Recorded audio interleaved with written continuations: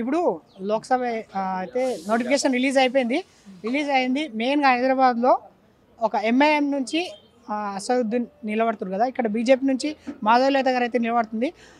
ఒక పక్క ఇక్కడ చూసుకున్నట్లయితే కాంగ్రెస్ కూడా ఉంది. ఇప్పుడు ఎవరికి ఎక్కువ మెజారిటీ వచ్చే అవకాశాలు ఉంది, ఎవరు గెలిచే అవకాశాలు ఉందని చెప్పేసి మీరు హైదరాబాద్ నుంచి ఓవైసీకి ఎవరు తీసుకొని ఆయన కంపల్సరీ వస్తుంది. ఎందుకంటే ఆయన నేను ముస్లిం అనేది చెప్తలేదు, సపోర్ట్ చేస్తలేదు.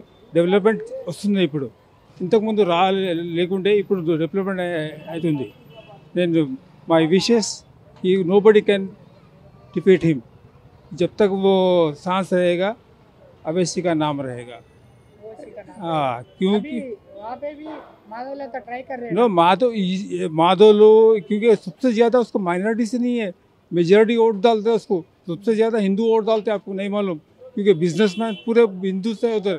कांग्रेस भी ज़्यादा है ना वहाँ पे। कांग्रेस का बीजेपी का नहीं है, एलसीडी के सीट का एक तो कंपलसरी जो है ना बीजेपी एमआईएम आएगा, क्योंकि उसके बिजनेसमैन कौन है, मेजॉरिटी लोग है, क्योंकि उनका आदमी आया तो कारोबार ख़राब होता बल्कि ये कैश फीलिंग है, ये सियासत नहीं लड़ रहे, समझे ना, आदमी को कर रहे।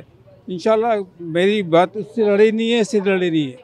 मेरी बात न्याय जो अच्छा करेगा वो रहेगा, नहीं तो लात मारेगा। मेरी आशा ये है कि वो आएगा, क्योंकि वो अच्छा काम कर रहा है। एक बार मार पड़ी है, अभी नहीं पड़ती। Thank you very much, God bless you.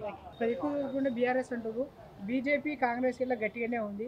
మరి ఇప్పుడు ఆ రెండు వచ్చే అవకాశాలు ఉన్నాయి. మరి బీఆర్ఎస్ ఎంతవరకు ఉందని చెప్పేసి మీరు అనుకుంటున్నారు? మంచిగానే ఉంది బీఆర్ఎస్కి. ఇప్పుడు మన ఎలక్షన్ తర్వాత అయితే అందరూ చేంజ్ అయిపోయారు. అంటే మళ్ళీ కేసీఆర్ వస్తే, కేసీఆర్ ప్రజాక్షేత్రంలోకి వస్తే మళ్ళీ మంచి జరుగుతుంది అనుకుంటున్నాను.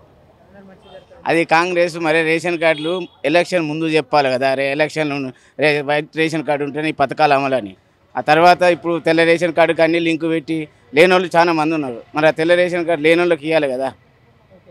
డబల్ బెడ్రూమ్ అని ఇప్పుడు ఇంతకుముందు కూడా ఉన్నోళ్ళకే ఇచ్చిర్రు, ఇప్పుడు మళ్ళీ ఉన్నోళ్ళకి లేని వాళ్ళకి చూడాలి. మామూలు వాళ్ళు కూడా ఉంటారు కదా, ఇళ్ళల్లో రెంట్కున్నట్టు, ఓన్లీ గుడిసెలు కట్టుకున్న వాళ్ళకే ఇస్తే మరి రెంట్కున్నట్టు ఇల్లు కూడా చూడాలి కదా. ఏమో అండి, ఇప్పుడైతే నాకు తెలిసి అయితే మామూలు వాళ్ళకి అయితే అంతలేవు అవి. అది మా సెంటర్ మాకు కూడా, మేము డ్రైవర్ డ్యూటీ నేను చేసుకుంటా, తెల్ల కార్ డ్రైవర్. ఇక అది ఫ్రీ బస్సు వాళ్ళకు, లేడీస్కు వాళ్ళకు పెట్టినందుకు వాళ్ళు మంచిదే అండి. 100 days లో ఇప్పుడు రేవంత్ రెడ్డి పాలన ఎలా ఉందనిపిస్తుంది? అంటే ఎలా ఉందంటే లేడీస్ మంచి చేసిండు. మామూలుగా వైట్ రేషన్ కార్డు అనేది మాత్రం తప్పు. అది అన్నిటికీ లింకు పెట్టుడు అనేది అయితే తప్పు. రేషన్ కార్డు లేని వాళ్ళు ఎక్కడంగా తీసుకుంటారు. ఇప్పుడు రేషన్ కార్డు ఇచ్చినాక ఆ మాట చెప్తే తీసుకోకపోతే మా తప్పు.